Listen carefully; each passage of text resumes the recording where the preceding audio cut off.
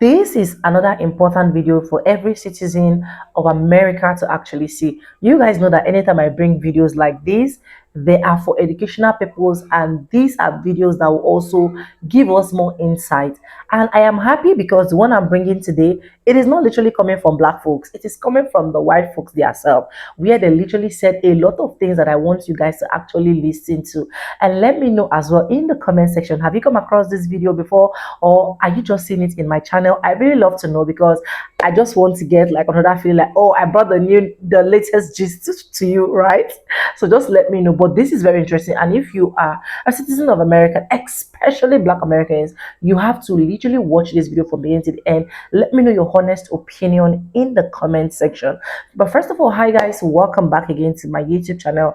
It's Sonia, and I'm back again with another mind-blowing video. How you guys doing? Hope you guys are fine. Hope you guys are good. If this is the first time tuning in, do subscribe, like this video, drop me your comments, and lastly, do not forget to share. I want to say a very big thank you to every single one of you supporting, dropping commentaries, liking, sharing. You guys are the best. To those ones dropping super thanks, I love you as well. Thank you so much. With that being said, credit belongs to the original creator of every single clips and stitches we have in our today's episode, and this is just for educational people. So let's watch, and I'll be back with commentaries. 50 years ago, or 200 years ago, when the blacks were slaves, did they ever go to Washington, D.C. and have a rally 200 years ago to protest against slavery? Did they? No. What did they do? Well, a lot of good people in the plantations would say, hey, it's wintertime. Let us help build a church for you, dear folks. And they loved them and taught them how to read so they can read the Bible. And here's what the blacks did about 150 years ago. They humbled themselves. They prayed. They sought God's face, and they turned from their wicked ways. And God made slavery illegal through several white presidents, right? It worked. These people are trying so hard to make people believe that slavery was a good thing, that people didn't mind being owned, that people didn't mind being abused, that people didn't mind being raped, people didn't mind having their children stripped away from them, that people didn't mind working day and night for free. I'm sure you have an opinion on the topic, and I don't know virtually anyone in this room. And yet I am confident to say the following. If you are white and you have not devoted years of sustained study, struggle, and focus on this topic, your opinions are necessarily limited, superficial, and uninformed. Wow, how can I say that when I don't even know you? I mean, maybe you've been to Costa Rica.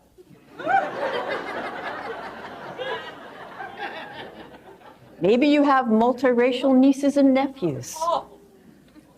Maybe you were in Teach for America. After 20 years of doing this work, I feel very clear about the following. There is something profoundly anti-black in this culture.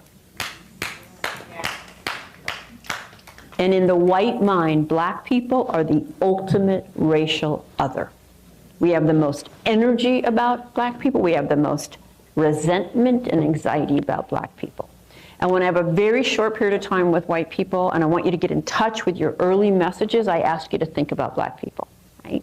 And anti-blackness, there are poles, right? White is here and black is here. And I don't have time to get into it, but there is no white without black. There's a deep need for white, the white collective.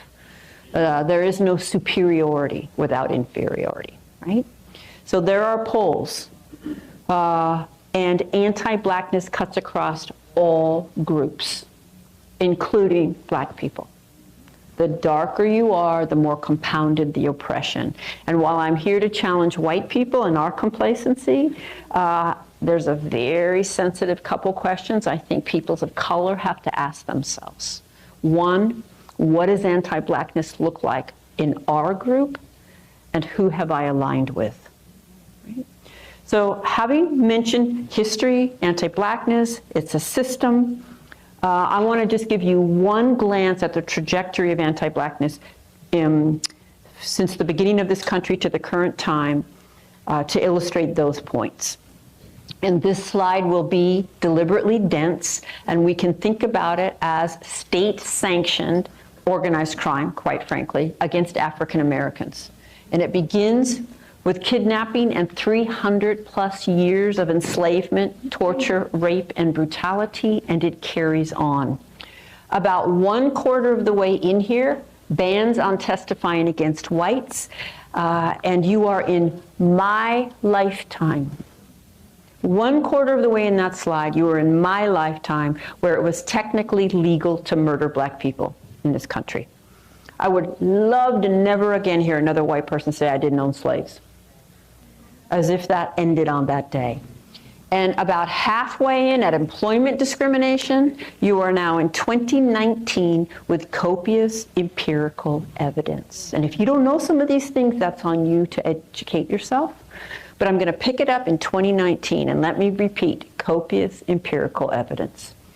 Employment discrimination, educational discrimination, bias laws and policing, white flight, subprime mortgages, mass incarceration, school to prison pipeline, disproportionate special education referrals and punishments, testing, tracking, school funding, biased media, voter suppression, cultural mockery, historical omissions, unaddressed trauma, to name a few. It's a system. It's the system we're in, and none of us could be and none of us were exempt from its forces. And this system is not interrupted by friendliness. The system is not interrupted because I smile at black people when I pass them by or go to lunch on occasion. And African Americans are not and have never been in the position to do this to the entire white collective, and the white collective has always been and continues to be in the position to do this to African Americans. There is no such thing as reverse racism. Okay? I can say it because nothing in dominant culture gives us the information we would need to have an informed opinion on arguably the most complex, nuanced social dilemma for the last several hundred years. For example, you can get through graduate school in this country without ever discussing racism, can you not? You can get through teacher education in this country without ever discussing racism. And if you're in a progressive teacher education program, you'll have one required course, multicultural of some sort. But that doesn't mean you'll be discussing racism. You might just be talking about how to introduce ethnic authors in February. Okay? You can get through law school. You can be seen as qualified to lead anything, virtually. Right? So the first challenge for those of us who are white is humane the centrality of whiteness. I want to name that. And trust me, I've gone home many a night and tossed and turned over that. Where I always land is that it is a both and. Right? To not use this position in this way, for me, is to really be white. And I'd like to be a little less white. Right? And a little less white, by the way, does not mean a little more Italian American. Okay? It means a little less oppressive, quite frankly, a little less oblivious and arrogant and ignorant and certain, and a little more humble and curious and vulnerable. Right? The last thing that I want to acknowledge is that nothing in society gives any of us good information about how this works, and so hopefully, again, as an insider, I can offer something to people of color. I do think people of color know about white fragility way more than I ever will. But again, I do have an insider's perspective. So let me say a little bit about some of the challenges of trying to educate white people on racism. And a great example is I was recently going to give a similar talk to a large tech company, and before they would sign the contract, the legal department wanted to see my slides. And when they got to this slide, they actually asked me if I could take the word white off the slide. To which I replied, "You really should have vetted me before you called." No, I won't. All right. First of all, I've never met a white person who doesn't have an opinion on racism, have you? If you are not sure all white people have an opinion on racism, just bring it up the next time you're around a bunch of white people, maybe tonight when you have a drink in Noe Valley. Okay. I don't think you can grow up in this society or spend any significant time here or any other Western-oriented white settler colonial context and not develop an opinion on racism. That doesn't make it informed. So I'm going to say perhaps my first controversial thing If you are white, I'm sure you have an opinion on the topic, and I don't know virtually anyone in this room. And yet I am confident to say the following. If you are white and you have not devoted years of sustained study, struggle, and focus on this topic, your opinions are necessarily limited, superficial, and uninformed. Wow, how can I say that when I don't even know you? I mean, maybe you've been to Costa Rica.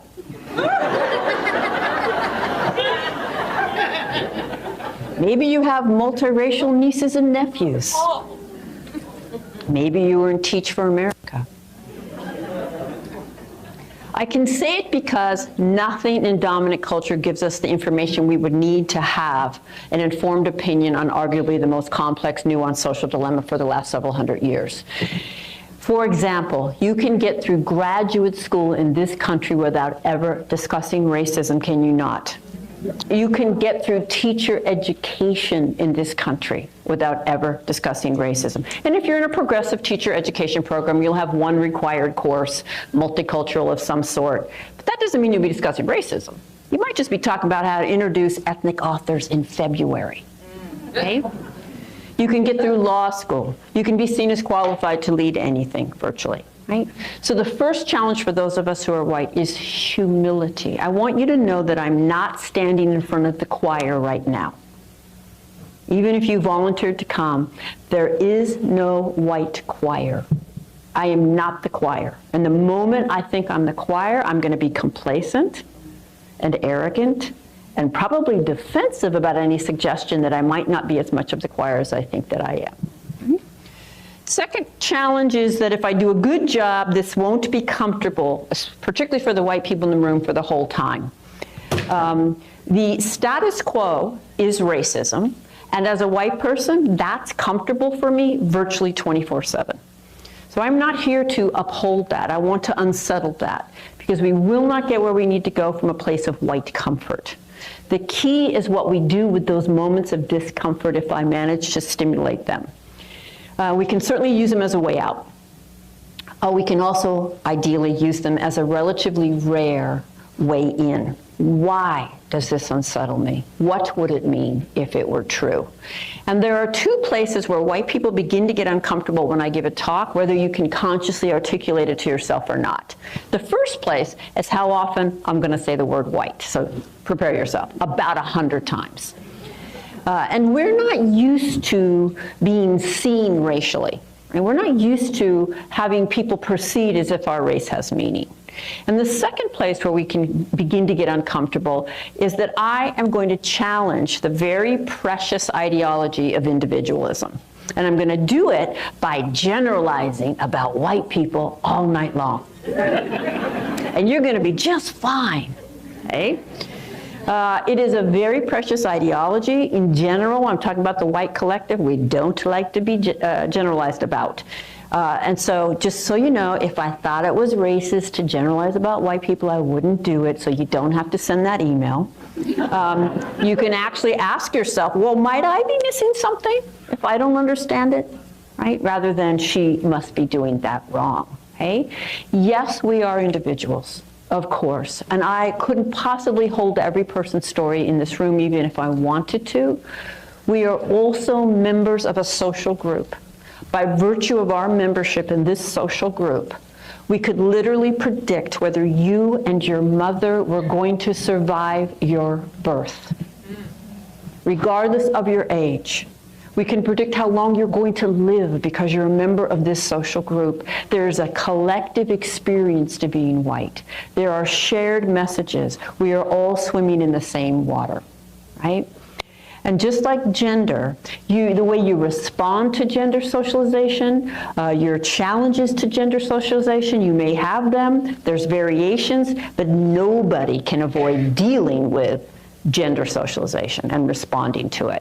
It is the same with racial socialization, right? So every moment that you want to exempt yourself, try this. All right, she's saying most white people X, I was a Y. Okay, good for you. Okay, you were Y, most are X.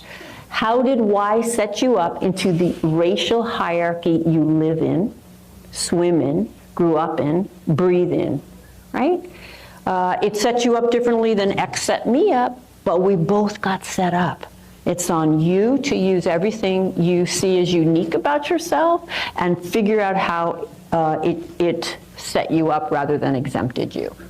And finally, we don't tend to understand the systemic nature of racism. So let's just start there, and I'm going to do this the way that I always do this to explain the difference between personal prejudice that everybody has and systemic racism. So prejudice, prejudgment, everyone has it. There is no human objectivity. We get it from everywhere across our lifespans. Most of it is not conscious. I would highly suggest, and I think it's being sold out there, Dr. Jennifer Eberhardt's new book, Biased, where she pulls together all the research, and the research is clear. All of us have prejudice. I'll use the term bias, and most of it is implicit or unconscious. Okay? And therefore, all of us act on it. The way you see the world drives the way you respond to the world. Right? So everybody has it, everybody does it. But when you back one group's collective racial bias with legal authority and institutional control, it is transformed into a far-reaching system that becomes the default. It becomes automatic. It's not dependent on your friendliness or your good intentions, right? So it gets embedded in all the institutions and also in cultural definitions of what's even normal. Right? What is professionalism? What is intelligence? Whose stories are told? By whom? Whose stories are not told? Right? And I'm going to use an example from one form of oppression to launch us into the form we're here to talk about tonight. So we're here to talk about racism. I'm very clear you can't really separate these out. But for our purposes, we're going to take a focused look on racism. But I'm going to draw from an example from the form called sexism. And relax, I'm going to use dominant language because I'm going to use this the way our textbooks teach us, right? So hang in there. Women got the right to vote in this country in 1920. There was only one possible way that women could get the right to vote, and that was for men to give it to us. Women couldn't vote on the right to vote. They couldn't even speak in many public forums to advocate for their right to vote. Could a woman be prejudiced against a man and mean to him in a one-on-one interaction? Of course. Could women as a group literally deny every single man in the society his civil rights? No. Could men deny every woman in the society her civil rights? Yes. And that is a significant difference that must be acknowledged in language, right? So think about today. In 2019, I'm going to offer you a question. Today, if men as a group wanted to take away our right to vote, could they? Now that's a little easier to see today than it was about 10 years ago when I first started asking this question. But I have been asking this question for many years because this is the best example of the difference between individual prejudice and institutional power, when yours is backed. And most people, when I offer that question, there's confusion, they're not so clear. Some people are sure that they could, some are not, which is also part of how oppression works. So let me just show you some basic statistics from 2019. The Fortune 500 CEOs are 98% male. The 10 richest Americans are all men. 7 of them are the richest people in the world. I think economic power is probably the ultimate form. The presidency and the vice presidency has always been 100% male. The Senate, keep in mind we're celebrating the most diverse Senate Congress we've ever had. 75% male. House of Representatives, 70% male. The current cabinet, 84% male. U.S. mayors, 80% male. U.S. governors, 84% male. Federal judges, 87% male. Police officers, 85% male. So I'll just ask you again, if they wanted to. I'm not saying they would. My point is, by definition, institutional power is deeply embedded in the fabric of society. It's embedded across history. These are not flexible systems. Heads up, we live in patriarchy. We live in an androcentric, male-dominated, patriarchal society. We always have, and it didn't end in 1920. And I'm very confident that if Hillary Clinton had become president, patriarchy wasn't going to end that day. Any more, I mean, if the word patriarchy came out of her mouth, any more than we can see that racism did not end upon Obama's presidency. I would argue it got an infusion. All systems of oppression can allow for exceptions. The rule will be consistent, right? 2019. And just in case you need a visual on my claim that we live in patriarchy, this is the House Freedom Caucus. This is arguably the most powerful committee in the nation. Talk about making decisions at the table that will affect the lives of people who are not at that table. They're literally discussing the health care bill when this picture was taken. Right? In case you need an image from popular culture, this is cover of Vanity Fair. This is a slide I made. I don't even know who it is. I just Googled white guy. And I got this, and I thought, oh, that's a good one.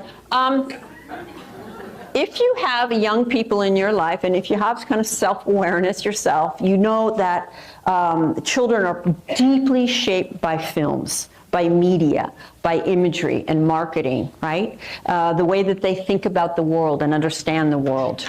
And all of us pretty much have been deeply shaped by film. Those who write and direct film are our cultural narrators, and they shape how we see ourselves and how we see ourselves in relation to other people. And of the 100 top grossing films of all time across the world disseminated from the US, 99 were directed by men. And 95 of them white. Institutional power is the ability to disseminate your worldview to everyone and to shape how they see themselves, how they see you, how they see themselves in relationship to you. To tell the story of the other when you are not in relationship with the other, when you don't know the other. To be able to represent the other and to do it and position yourself as simply telling universal human stories, not from any particular position.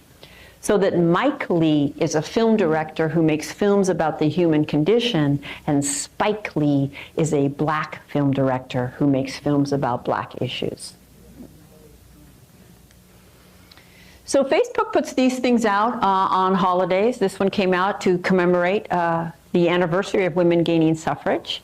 And then some folks did this. Which women got access to the vote in 1920?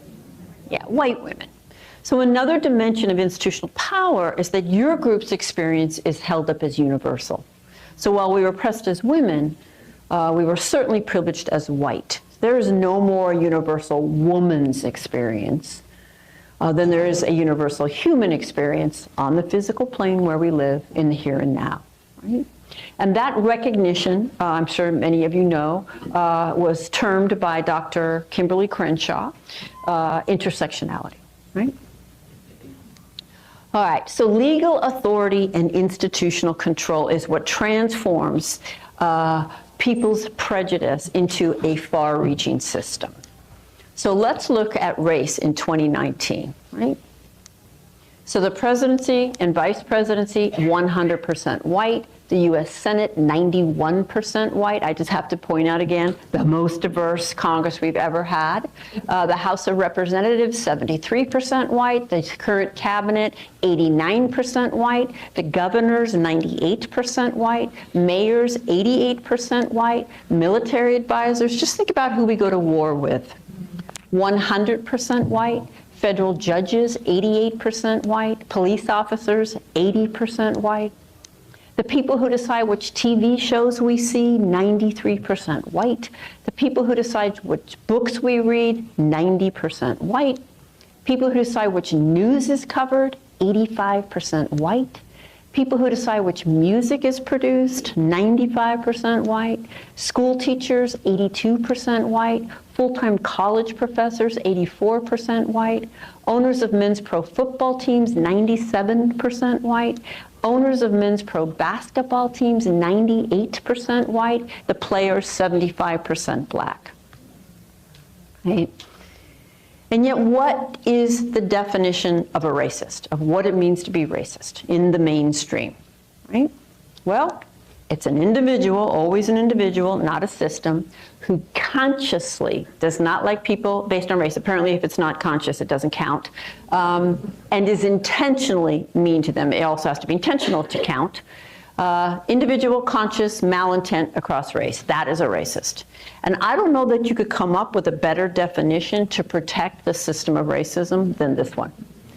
Because this definition makes it virtually impossible to talk to the average white person about the inevitable absorption of a racist worldview that we get from living in a culture in which it is infused and embedded across all its institutions, right?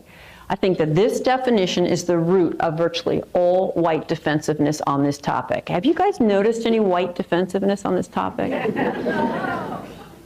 Because if that's my definition of a racist, and you've just suggested I've said or done something racist, much less that I benefit from racist just by being white, what I'm going to hear is you just question my very moral character.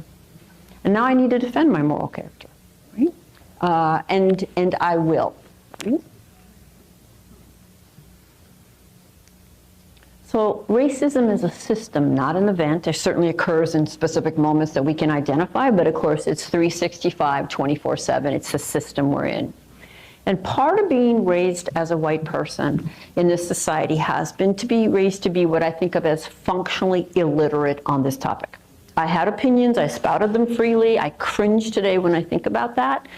And part of gaining literacy, and of course that is a lifelong process I will not be finished with, part of gaining literacy has been to understand the kind of collective dimensions of racism, but also how different groups of color get set up differently. So what's in my head about indigenous peoples is different than what's in my head about Asian heritage people, and that's different than what's in there about African heritage people. I have different levels of comfort and anxiety and interest, etc. And therefore those groups have different experiences. Okay? And it's very important that we break that down and that we learn those histories and those struggles and those stereotypes and those experiences. So I want to be really clear. All peoples who are not perceived or defined as white experience racism. And they experience it in shared ways, and they experience it in ways that are different depending on their group and its position to whiteness. Having said that, after 20 years of doing this work, I feel very clear about the following. There is something profoundly anti-black in this culture. And in the white mind, black people are the ultimate racial other. We have the most energy about black people. We have the most resentment and anxiety about black people. And when I have a very short period of time with white people and I want you to get in touch with your early messages, I ask you to think about black people, right? And anti-blackness, there are poles, right? White is here and black is here. And I don't have time to get into it, but there is no white without black. There's a deep need for white, the white collective. There is no superiority without inferiority, right? So there are poles. And anti-blackness cuts across all groups, including black people. The darker you are, the more compounded the oppression. And while I'm here to challenge white people in our complacency, there's a very sensitive couple questions I think peoples of color have to ask themselves. One, what does anti-blackness look like in our group, and who have I aligned with? Right? So having mentioned history, anti-blackness, it's a system, I want to just give you one glance at the trajectory of anti-blackness since the beginning of this country to the current time to illustrate those points. And this slide will be deliberately dense, and we can think about it as state-sanctioned organized crime, quite frankly, against African Americans. And it begins with kidnapping and 300 plus years of enslavement, torture, rape, and brutality, and it carries on. About 1/4 of the way in here, bans on testifying against whites, and you are in my lifetime 1/4 of the way in that slide, you were in my lifetime where it was technically legal to murder black people in this country. I would love to never again hear another white person say I didn't own slaves. As if that ended on that. Anyways, welcome back again to the channel, guys, and I hope you guys have seen all of that video, and I hope you guys literally enjoyed that particular video. I want you guys to tell me the honest truth in the comment section if especially what that lady said is not absolutely correct. I love it when I see white folks educating their fellow white folks. It gives me this joy, it gives me this feel that in as much as we have a lot of them that are very, very wicked, heartless, and do not even care about our feelings, at least we still have some that literally care about black folks' feelings. And apart from that, we still have some that their number 6 is actually absolutely intact, right? So I'm happy when I actually saw this particular video. This is this lady talking about racism. Now, racism has been one of the things that has really eaten into the society. It has eaten into their blood, it has eaten into their flesh. Like for centuries upon centuries, we have been talking about how can these people be racist free. But one thing I've come to realize is no matter how you try, no matter how hard you push, there is still going to be some atom of people, some quantity of people, as far as I'm concerned, that will never deviate from this act called racists. They will never, no matter how hard you try, they are just there. They've seen it as this is the only thing that can feed them. This is the only thing that can give them a lift. If they don't do it, they're not going to be comfortable. But I'm so excited when I see some of these folks. Like there is one particular man that I saw his video where he talked about how he was able to free himself from this racism thing. So I now come to realize that sometimes this thing is what has started with them from childhood. So as they are growing subsequently, it becomes a problem for them. It becomes a very big problem that if they do not literally have that privilege, if you're not giving them that privilege, it's looking more like you're owing them something, and of which is not supposed. Because for centuries upon centuries, black people have been able to free themselves and just do their thing and just go their way. But some of these white folks that will literally not listen to any educational issue, that will literally not listen to anything that can actually help them, will still be high racist profile. Honestly, it baffles me a whole lot of time. And like I said, right, most of these things is starting from inbuilt, as far as I'm concerned. This thing is inbuilt. This thing is not just what they just grew up and then start acting. I saw a particular video where the child, I think I did that video. I don't know if the video will go up after this one or this will go up before that video, because I filmed that video today as well, where this lady was literally asking her little nephew, she was asking him, what did this person told you? And the baby said that she told him that black people are evil, that black people are bad people, that black people are not people he should mingle with. And when she said when he said that, the lady have to start telling him no. So even when she was trying her possible best to convince that child that black people are not what you think, black people are not what Asha actually told you, they are nice people, they are good people, this child still keeps arguing. Now he is arguing because he's still a very small boy, just at the age of 4 5. But because of that mentality of what they have embedded inside of him, for that thing to be wiped off is going to be very difficult. Now, I've seen another situation, another scenario whereby this class teacher literally sang a racist song to a black child as a birthday gift, where she first of all said, okay, let's sing happy birthday song. They sang happy birthday song, and then she said, can I sing a special song to you? She started singing happy birthday monkey, happy birthday this, and the children were laughing. And the children now saw themselves as something that is a different species from the black kids. Now imagine those kind of children growing up, and you think racism will just live like that? Imagine that particular child that has been fed of how black people are evil, how there is nothing good about black people, how he should literally not go close to black people. And you think if tomorrow he actually saw a black kid, he's not going to be racist profile to that black kid because what they have already embedded inside of him. So that is why I keep saying in my videos, I said this thing is from the grassroots. It's from the grassroots. So for it to be eradicated totally, they need to start their training from their children again.